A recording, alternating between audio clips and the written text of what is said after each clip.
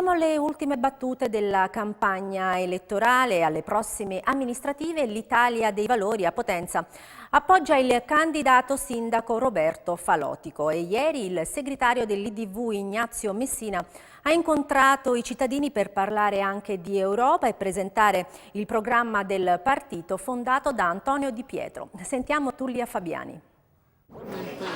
L'appuntamento in un bar di Potenza. Lì il segretario dell'Italia dei Valori, Ignazio Messina, ha incontrato i cittadini e ha brindato con i candidati al Consiglio Comunale in vista delle prossime elezioni, con la speranza, ha detto, di un buon risultato, perché quella di domenica sarà una doppia importante occasione per il partito fondato da Antonio Di Pietro, che a Potenza sostiene con una parte del centro-sinistra la candidatura di Roberto Falotico, una scelta fondata, ha spiegato il segretario, sulle primarie e sul voto dei cittadini e sul programma per la città.